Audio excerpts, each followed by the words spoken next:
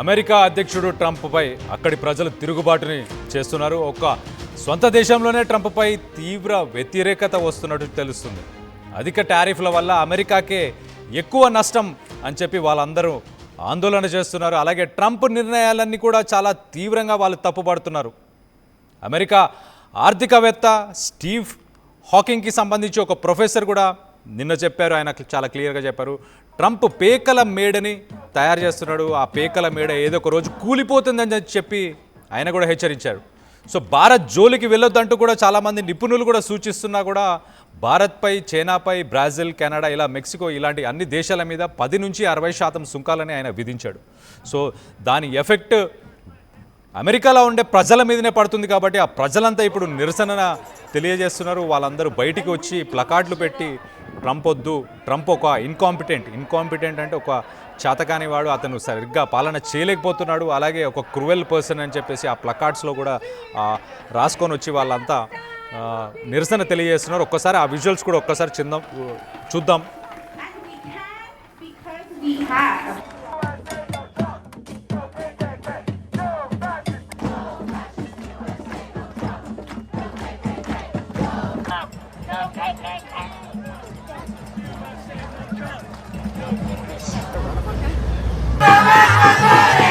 ¡No somos criminales! ¡Somos trabajadores! Estamos y no nos vamos. ¡Aquí estamos!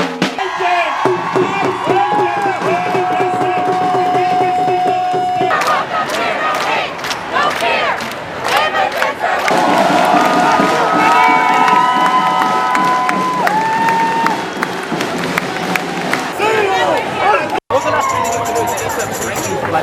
And we need to fuck shit up.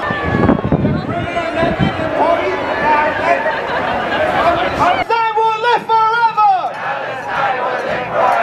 From the sea! Stop the డిపోర్టేషన్స్, stop the taxes, stop the tariffs అని చెప్పేసి ప్లకార్డులు పెట్టుకొని తిరుగుతున్నారు. అలాగే incompetent Trump అని చెప్పి కూడా వాళ్ళు placards పెట్టుకొని నిరసనని వ్యక్తం చేస్తున్నారు. అంటే ట్రంప్ ఏదైతే అమెరికా కావచ్చు, కెనడా, బ్రెజిల్, ఇలా మెక్సికో, అలాగే కెనడాకి, వీటన్నిటికీ కూడా ఏదైతే 10 నుంచి 60% ట్యాక్సెస్ వేస్తున్నాడో ఆ ట్యాక్సెస్ వల్ల అక్కడ అమెరికాలో ఉన్న ప్రజలే ఇబ్బంది పడుతున్నాం, మాకే ట్యాక్సెస్, మాకే రేట్స్ పెరిగిపోయినాయి, నిత్యావసరాల ధరలు పెరిగిపోతున్నాయి, ట్రంప్ వద్దు మాకు, ట్రంప్ చేతగాని వాడు, సరిగ్గా పరిపాలన చేయలేకపోతున్నాడు అని చెప్పేసి వాళ్ళందరూ నిరసన తెలియపరుస్తున్నారు. మనం కనుక చూస్తే కనుక ఇప్పుడు ఆగస్టు 15న ట్రంప్, పుతిన్ ఇద్దరు కలవబోతున్నారు. ఒక మీటింగ్కి అలాస్కాని ఎంచుకున్నారు. అలాస్కాకి ఒక ప్రాముఖ్యత ఉంది. మనం చూస్తే కనుక అలాస్కాని రష్యా ఒక 158 సంవత్సరాల కింద $7.2 మిలియన్ అమెరికాకి అమ్మింది. సో ఆ ప్లేస్లో ఇప్పుడు ట్రంప్ అలాగే పుతిన్ వీళ్ళిద్దరు కూడా కలవబోతున్నారు. యుక్రెయిన్కి సంబంధించిన వార్ కూడా దాని గురించి డిస్కస్ చేయడానికి వాళ్ళు కలుస్తున్నారు.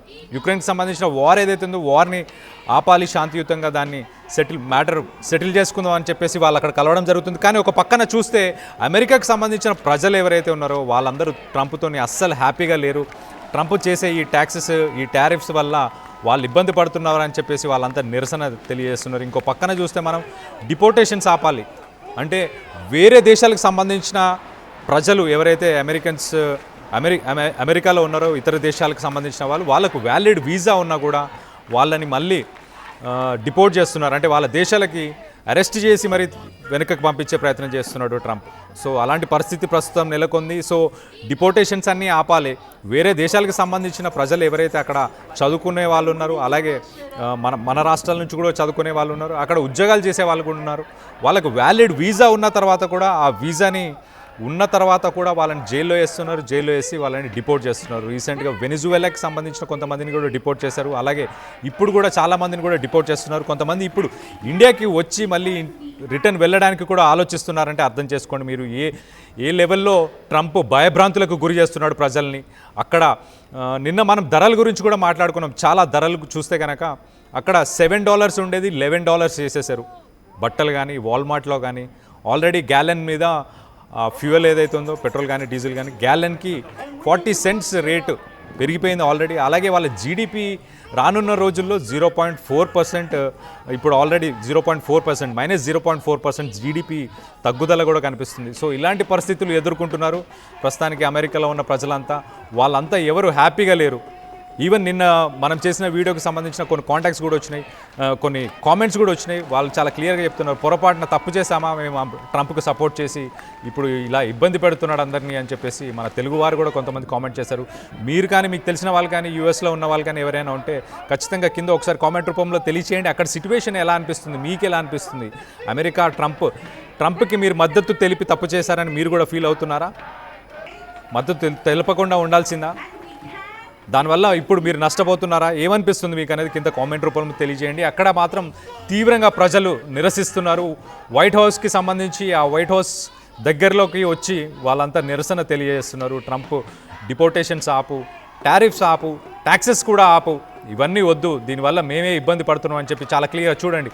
ఆ న్యూయార్క్ సెంటర్ అనుకుంటా అది మెయిన్ సెంటర్ అయి ఉండొచ్చు, అక్కడ కానీ వైట్ హౌస్ దగ్గర కానీ ఒక్కసారి ఆ విజువల్స్లో మళ్ళీ ఒకసారి చూద్దాం అసలు వాళ్ళు ఏం మాట్లాడుతున్నారు, ఏంటి, ఏమంటున్నారు అనేది కూడా.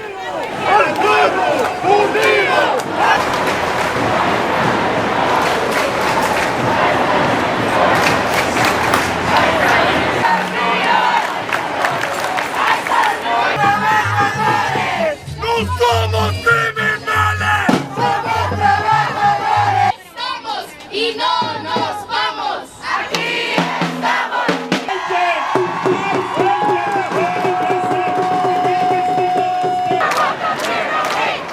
fear.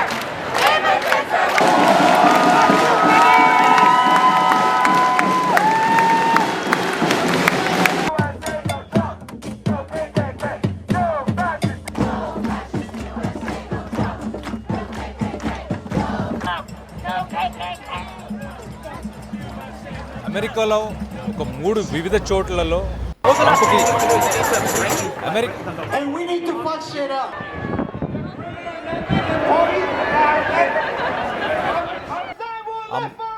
డిఫరెంట్ ప్లేసెస్, ఒకటి న్యూయార్క్లో ప్రొటెస్ట్ అవుతుంది, అలాగే కాలిఫోర్నియాలో కూడా ప్రొటెస్ట్ చేస్తున్నారు, టెక్సాస్లో కూడా ప్రొటెస్ట్ చేస్తున్నాడు. ఇలా 3 రాష్ట్రాలని చెప్పుకోవచ్చు యునైటెడ్ స్టేట్స్ ఆఫ్ అమెరికా. ఆ డిఫరెంట్ స్టేట్స్లో వీళ్ళు ప్రొటెస్ట్ చేస్తున్నారు. చూడండి, ఒక్క వైట్ హౌస్ దగ్గరే కాకుండా న్యూయార్క్లో చేస్తున్నారు, కాలిఫోర్నియాలో చేస్తున్నారు, టెక్సాస్లో కూడా చేస్తున్నారు. అందరూ ట్రంప్ పాలనని వాళ్ళందరూ నిరసిస్తున్నారు. అసలు డెమోక్రసీ కాదు అక్కడ. చూడండి, కాలిఫోర్నియాలో of democracy, cruel, incompetent, corrupt. Trump అనేవాడు ఒకరు రాక్షసుడు, అలాగే అతను చేతగాని వాడు, అలాగే కరప్ట్ అంటే లంచగొండి అని కూడా చెప్తున్నారు వాళ్ళు. సో ఇలా ప్లకార్డులు తీసుకొని న్యూయార్క్, కాలిఫోర్నియా, టెక్సాస్ ఒక్కొక్క దాంట్లో ఒక్కసారి చూడండి, ఆ విజువల్స్ చూడండి. పుతిన్ని ఇంటర్ రిలేట్ చేస్తున్నాడు, అలాగే గాజాకి సంబంధించిన ఇష్యూ కావచ్చు, పుతిన్కి సంబంధించిన ఇష్యూకి సంబంధించి కూడా ప్లకార్డ్స్ ఉన్నాయి. ఆ బొమ్మలు కూడా కనిపిస్తున్నాయి చాలా క్లియర్గా. వీటన్నిటినీ వాళ్ళు అసలు వ్యతిరేకిస్తున్నారు, ప్రజలే వ్యతిరేకిస్తున్నారు. అమెరికాకు సంబంధించిన ప్రజలే, వాళ్ళే హ్యాపీగా లేరు. అది ప్రస్తుతానికి అమెరికాలో ఉన్న సిట్యువేషన్. ఒక పక్కన మనం చూస్తే ట్రంప్ అన్ని దేశాలతోని గొడవలు పెట్టుకోవడం, వాళ్ళ మీద ఆంక్షలు తీసుకురావడం, ట్యాక్సెస్ విధించడం, ఇవన్నీ చేస్తున్నాడు. కానీ ఇంకో పక్కన చూస్తే పాకిస్తాన్తో చాలా క్లియర్గా ఫ్రెండ్షిప్ చేస్తున్నట్టు కూడా మనకు తెలుస్తుంది. పాకిస్తాన్కి దగ్గర అవుతున్నాడు, ప్రపంచ దేశాలకి దూరం అవుతున్నాడు. ట్రంప్కు మూడిందంటూ చాలామంది విశ్లేషకులు, అమెరికాకు సంబంధించిన విశ్లేషకులే చెప్తున్నారు. జాన్ హాప్కిన్స్కి సంబంధించి, ఆ యూనివర్సిటీకి సంబంధించిన ప్రొఫెసర్స్ కూడా చాలా క్లియర్గా ఏం చెప్తున్నారంటే, కొన్ని దశాబ్దాలుగా ఇండియాతో ఏదైతే రిలేషన్ బిల్డ్ చేసుకుంటూ వచ్చిందో అమెరికా, దాన్ని గంగలో కలుపుతున్నాడు ట్రంప్. మేము చాలా కష్టపడి కొన్ని సంవత్సరాలు, కొన్ని దశాబ్దాల నుంచి రిలేషన్ బిల్డ్ చేసాం, ఆ రిలేషన్ని కూడా వేస్ట్ చేస్తున్నాడు, అదంతా గంగపాలు చేస్తున్నాడు. ఇంకో పక్కన టెర్రరిస్టు గ్రూప్స్ని అన్నిటినీ పెంచి పోషించే పాకిస్తాన్ని ముందుకు తీసుకుపోతున్నాడు. దీనికి ట్రంప్కి మూడిందంటూ వాళ్ళందరూ కూడా చెప్తున్నారు, విశ్లేషకులు కూడా. అమెరికాకు సంబంధించిన నేషనల్ సెక్యూరిటీ అడ్వైజర్ ఎవరైతే ఉన్నారో, ఇంతకుముందు వర్క్ చేసి వెళ్ళిపోయినా, ఆయన కూడా నిన్న చాలా క్లియర్గా ఒక స్టేట్మెంట్ ఇచ్చారు. ఏమని అనంటే, అసలు మనం చైనాని కంట్రోల్ చేయాలి, చైనాని మనం కంట్రోల్లో పెట్టాలి అనుకుంటే మనం ఇండియాకి సపోర్ట్ చేయాలి. అలాంటి ఇండియాతోని మనం ఎగ్నెస్ట్గా పోతే, ఇండియా, రష్యా, చైనా ఈ మూడింటికి రిలేషన్స్ ఏవైతే ఉన్నాయో, ఆల్రెడీ రష్యాతో గుడ్ టర్మ్స్లో ఉంది, కానీ చైనాతో కూడా ఇప్పుడు గుడ్ టర్మ్స్లో ఉండే అవకాశం ఉంది. రానున్న కొన్ని రోజుల్లోనే మన ప్రధాని మోదీ ఇండియాకి సంబంధించి ఒక విజిట్ కూడా ఉంది. ఆయన జీపింగ్ని, చైనాకు సంబంధించిన ప్రైమ్ మినిస్టర్ జీపింగ్ని కూడా ఆయన కలవబోతున్నారు. సో మన రిలేషన్స్, మన చుట్టుపక్కల మన నేబర్స్ నుంచి కూడా స్ట్రాంగ్ అయ్యే అవకాశం ఉంది. సో అలాంటి పరిణామాలు ఇప్పుడు చోటు చేసుకుంటున్నాయి. అక్కడ అమెరికాలో చూస్తేనేమో టారిఫ్స్, ట్యాక్స్ ట్యాక్సెస్ ఎఫెక్ట్ మన మీద ఇప్పటిదాకా అసలు ఏం లేదు, కానీ వాళ్ళకి మాత్రం ఇమీడియట్గా ఎఫెక్ట్ అయిపోయింది. అక్కడ వాల్మార్ట్లో కానీ మిగతా స్టోర్స్ ఎక్కడున్నా కూడా ఆ స్టోర్స్లో కూడా చాలా హై ప్రైజెస్ అన్నీ రిఫ్లెక్ట్ అవుతున్నాయి. వాళ్ళకి ఫ్యూయల్ మీద, బట్టల మీద, నిత్యావసరాలన్నిటి మీద కూడా రిఫ్లెక్ట్ అవుతున్నాయి. అసలు అమెరికా ఇప్పటిదాకా చేసిన కొన్ని విషయాల గురించి ఒక్కసారి మాట్లాడుకునే ప్రయత్నం చేద్దాం. 2022లో నాటో యాక్చువల్గా యుక్రెయిన్కి సంబంధించిన భూభాగంలో తన స్థావరాలని నిర్మించాలనుకుంది. దానివల్ల అది రష్యాకి చాలా పక్కనే ఉంది, బార్డర్లో ఉండడం వల్ల. అసలు యుక్రెయిన్ అనే పదానికి అర్థం కూడా బార్డర్ ల్యాండ్. రష్యన్ లాంగ్వేజ్లో యుక్రెయిన్ అనే దేశం ఏదైతే ఉందో ఆ దేశానికి, ఆ పదానికి కూడా మీనింగ్ ఏంటంటే బార్డర్ ల్యాండ్. సో రష్యా పక్కనే ఉన్న బార్డర్ ల్యాండ్ కాబట్టి అక్కడ నాటోకు సంబంధించిన స్థావరాలు ఉంటే నేను ఒప్పుకోను అని చెప్పి చాలా క్లియర్గా ఆయన చెప్పాడు. 1996లో యుక్రెయిన్ ఫామ్ అయింది. 1996లో యుక్రెయిన్ అనే ఒక దేశం ఫామ్ అయింది.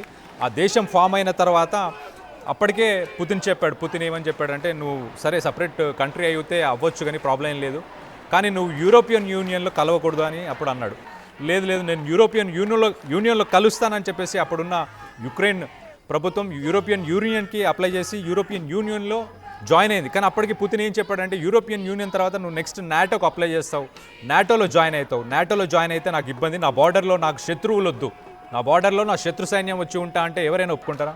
ఎవరు ఒప్పుకోరు. అలాంటి సిచ్యువేషనే. సో పుతిన్ చాలా క్లియర్గా చెప్పాడు, నాటో మాత్రం నువ్వు జాయిన్ అవ్వకూడదు అని. కానీ జెలెన్స్కీ ఏం చేశాడంటే, నేను నాటో జాయిన్ అవుతా అని చెప్పి 2022లో ఆయన అప్లై చేశాడు. అప్లై చేసిన వెంటనే నాటోకి సంబంధించి ఆ స్థావరాలన్నీ వాళ్ళు స్టార్ట్ చేశారు. అసలు నాటో అంటే ఏంటి? నాటోని రన్ చేసేది ఎవరు? అమెరికా, అలాగే లండన్ అని చెప్పుకోవాలి మనం ఒక రకంగా. యూకే కానీ ఈ అమెరికా కానీ, ఈ రెండు నేషన్స్ నాటోని రన్ చేస్తాయి. నాటోకు ఉన్న సిద్ధాంతాలు ఏంటంటే, దాంట్లో ఆర్టికల్ 5లో చాలా క్లియర్గా మెన్షన్ చేస్తుంది. నాటోకు సంబంధించిన 31 దేశాలు ఉన్నాయి, నాటో ప్లస్ అని ఇంకొన్ని దేశాలు ఉన్నాయి. నాటోకు సంబంధించిన 30 దేశాల్లో వాళ్ళు కొట్టుకున్నా పర్లేదంట, కానీ బయట వాడు మూడో వాడు వచ్చాడు అనుకో, ఈ 30 దేశాలు వెళ్ళి వాడి మీద యుద్ధం చేయాలి. సో నాటోకి సంబంధించిన ఆర్టికల్ 5లో ఉన్న ఒప్పందం ప్రకారం, సో యుక్రెయిన్ పక్కనే, అంటే రష్యాకి పక్కనే యుక్రెయిన్లో ఆ స్థావరాలన్నీ ఉంటే పుతిన్ ఒప్పుకోలేదు. సో అప్పుడు వెంటనే నాటో ఏం చేసింది? నాటో సప్లై చేసింది వెంటనే, మీరు వార్కి వెళ్ళండి అని చెప్పి. రష్యా యుద్ధంలో బిజీగా ఉంటే డెవలప్ అవ్వకుండా ఉంటుందని పుతిన్ ప్లాన్ ఏంటంటే, ఇదంతా రష్యా బిజీగా ఉండాలి, అప్పుడు డెవలప్మెంట్ తక్కువ ఉంటుంది. పాకిస్తాన్ మనని బిజీగా ఉంచేలాగా ప్లాన్ చేస్తున్నాడు ట్రంప్. అందుకే పాకిస్తాన్ టెర్రరిస్ట్ గ్రూప్స్ అని వాటన్నిటిని ఐడెంటిఫై చేస్తున్నారు, ఒప్పుకుంటున్నారు ఒక పక్కన. కానీ ఇంకో పక్కన ఏం చేస్తాడు? వాళ్ళకి వెపన్స్ సప్లై చేస్తున్నాడు, వాళ్ళకి డబ్బులు సప్లై చేస్తాడు. ఇంటర్నేషనల్ మానిటరీ ఫండ్ IMF నుంచి కూడా లోన్స్ ఇప్పిస్తున్నాడు. ఇవన్నీ కూడా ట్రంప్ చేసే పనులు. ఏంటంటే ఇండియా ప్రోగ్రెస్ అవుతుంది, ఇండియా డెవలప్ అవుతుంది, 4th largest economy in the world అయిపోయింది ఆల్రెడీ. సో ఇంకా ముందుకెళ్తుంది, చైనా ముందుకెళ్తుంది. వీళ్ళందరూ బాగుపడకూడదు అంటే ఏంటి? వీళ్ళకు యుద్ధ వాతావరణం, ఆ భయం, ఇవన్నీ ఎప్పటికప్పుడు వీళ్ళని ఎంగేజ్ చేస్తుండాలి. ఎంగేజ్ చేస్తున్నప్పుడే వీళ్ళు డెవలప్మెంట్ అవ్వరు. అసలు ఈ డెవలప్మెంట్ అవ్వడానికే మనం నాటో జాయిన్ అవ్వలేదు. అలాగని రష్యాకి సంబంధించిన వార్సో ప్యాక్ట్ అని ఒకటి ఉంటుంది, ఒకప్పుడు ఉండే. ఆ వార్సో ప్యాక్ట్ కూడా మనం జాయిన్ అవ్వలేదు. మనం న్యూట్రల్గా ఉందామని ఎందుకు అనుకున్నాము? మనం గ్రో అవ్వాలనుకుంటున్నాం. India as a country, developing country అని మనం చిన్నప్పటి నుంచి వింటూనే ఉన్నాం. డెవలప్డ్ కంట్రీ అవ్వాలని చెప్పేసి మనం వీటన్నిటికి మధ్యలోకి మనం ఎప్పుడూ వెళ్ళకుండా మనం సపరేట్గా ఉండే ప్రయత్నమే చేశాం. కానీ అయినా కూడా మనని ఎంగేజ్ చేయడానికి ఏం చేస్తాడు? అటు పాకిస్తాన్ వాళ్ళకి, టెర్రరిస్ట్ వాళ్ళందరికీ వెపన్స్ ఇవ్వడము, వాళ్ళకి లోన్స్ ఇవ్వడం, పాకిస్తాన్కి ఇంటర్నేషనల్ మానిటరీ ఫండ్ నుంచి లోన్స్ ఇప్పించడం, ఇవన్నీ చేస్తున్నాడు. సో మనం డెవలప్ అవ్వకుండా ఉండడానికి మన పక్కన పాకిస్తాను, రష్యా ఎప్పుడు వాళ్ళు కూడా డెవలప్ అవ్వకుండా ఉండడానికి వాళ్ళ పక్కన యుక్రెయిన్లోనే ఇప్పుడు తీసుకెళ్లి నాటోకు సంబంధించిన స్థావరాలన్నీ పెట్టే ప్రయత్నం చేశాడు. సో దాన్నే పుతిన్ ఎదుర్కొంటున్నాడు, దాన్నే వద్దని చెప్పాడు. ఆల్రెడీ పుతిన్ ఇంకొక పని ఏం చేశాడంటే, నాటోలో ఫిన్లాండ్ జాయిన్ అయ్యింది 2022లో. ఫిన్లాండ్ జాయిన్ అయింది. ఫిన్లాండ్ ఎక్కడుంది అని అంటే, స్ట్రాటజికల్గా రష్యాకి సంబంధించిన war planes, submarines, war ships అన్నీ ఉండే ఒక ప్లేస్ ఉంది అలాస్కా, ఫిన్లాండ్ పైన. అది చాలా మంచుతో కూడిన ఒక ప్లేస్. అక్కడ ఎప్పుడు మంచిగా ఉంటుంది, 6 months పైనే అక్కడ మంచు ఉండే ప్లేస్. ఆ ప్లేస్ ఫిన్లాండ్కి చాలా దగ్గరలో ఉంటుంది. సో ఫిన్లాండ్ నాటో జాయిన్ అవ్వగానే నాటో వాళ్ళు వెళ్ళేసి అక్కడ అన్ని స్థావరాల్లో వాళ్ళ వెపన్స్, వాళ్ళకి సంబంధించినవి అన్నీ, అంటే ఇమీడియట్గా రష్యాతో ఏదన్నా ప్రాబ్లం ఉంటుంది అనిపించినా, రష్యా మీదకి యుద్ధానికి వెళ్ళాలన్నా ఆ ఫిన్లాండ్ వాడుకుంటాయి నాటో అంటే ఎవరో కాదు, మళ్ళీ అడిదిరిగి అమెరికా అలాగే రష్యా. సో ఒక్కసారి ఆ విజువల్స్ కూడా ఒక్కసారి చూద్దాం అసలు.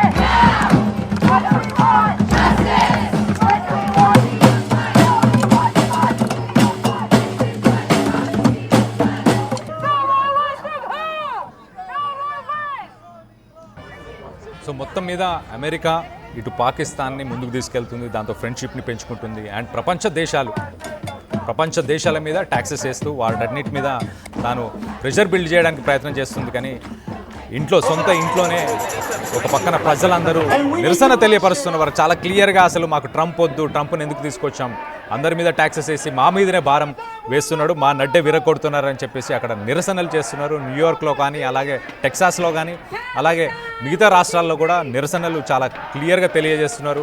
ఎవరైతే వార్కు సంబంధించిన విక్టిమ్స్ ఉన్నారో వాళ్ళు కానీ, లేకపోతే ఇమిగ్రేషన్లో ఎవరైతే వచ్చారో వివిధ దేశాల నుంచి, ఆ దేశాలకు సంబంధించిన వాళ్ళందరినీ కూడా డిపోర్ట్ చేస్తున్నాడు. వాళ్ళకు వ్యాలిడ్ వీసాస్ ఉన్నా కూడా వాళ్ళని వెనక్కి పంపించే ప్రయత్నం చేస్తున్నాడు.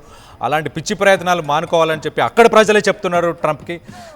సో దీనికి సంబంధించి మీరేమనుకుంటున్నారు అన్నది మీ మాటల్లో కింద కామెంట్ రూపంలో తెలియచేయండి. అమెరికాలో ఉన్న వాళ్ళైతే చెప్పండి అక్కడ సిచ్యువేషన్ ఎలా ఉందనేది కూడా కింద కామెంట్ రూపంలో తెలియచేయండి. నేను ఈ వీడియోలో కాకపోయినా నెక్స్ట్ వీడియోలో మీ గురించి మాట్లాడతాను, మీరు చెప్పిన దాని గురించి చెప్పే ప్రయత్నం చేస్తాను ఖచ్చితంగా.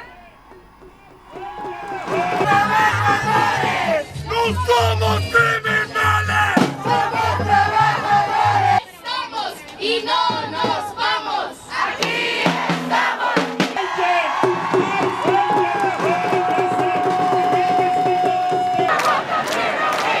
No fear. Immigrants are